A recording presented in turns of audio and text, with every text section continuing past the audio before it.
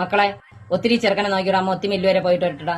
എന്നെ കൊണ്ടൊന്നും പറ്റൂല നോക്കാൻ. ഒത്തിരി നിന്റെ മുരട്ട് സ്വഭാവം ഇത്തിരി നോക്കടേ. ചെറുക്കനോട് എത്തിക്കോ. എന്റെ ഇടയ്ക്ക് നിന്ന് കാണിച്ചാൽ വന്നുണ്ടല്ലോ ചന്തി കിട്ടി ഞാൻ കുത്തി കൊടുക്കും. അമ്മ കൊച്ചിനെ കൊടുക്കണേക്കെ കൊള്ളാം. എനിക്ക് കുറച്ച് പഠിക്കാനുണ്ട്. രണ്ടുപേരുടെ മിണ്ടായിരിക്കാൻ പറയണം.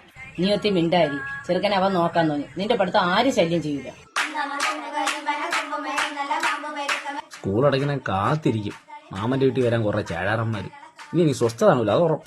ശ്വാസം മുകളിലോട്ട് വലിച്ച് ഇനി താഴോട്ട് വിട്ടു. ഞാൻ നോക്കിട്ട് വേറെ കുഴപ്പമൊന്നുമില്ല. പിന്നെ കുറച്ച് ക്രിമിനടിയില്ല. അതുകൊണ്ട് പിന്നെ വിശപ്പിന്റെ കാര്യം പറയണ്ടല്ലോ. പ്രായത്തിനൊത്ത് സംസാരിക്കുന്നേ. എനിക്ക് ക്രിമേഡിയൊന്നുമില്ല. ഞാൻ നോക്കിട്ട് ക്രിമിനടി അസുഖം ഉണ്ട്. അതുകൊണ്ട് ഈ ടാബ്ലറ്റ് 2 ദിവസം കഴിക്കണം.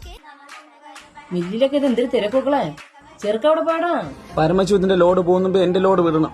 ഇല്ലേ പിന്നെ ഞാൻ ഈ നാട്ടിൽ ജീവിച്ചിരുന്നൊരു കാര്യമില്ലമ്മ. നീ ഇത് ആരെ കാര്യം മക്കളെ പറയണത്? പിന്നല്ലാതെ ഞാൻ മണ്ണടിച്ചോണ്ട സ്ഥലത്തല്ലമ്മ ഇപ്പൊ പരമശിവൻ കയറി മണ്ണടിക്കണം. അപ്പൊ ഞാൻ ആരായി?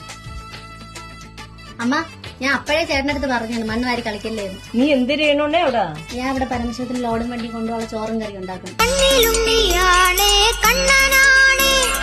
കൊച്ചു കൊമ്പന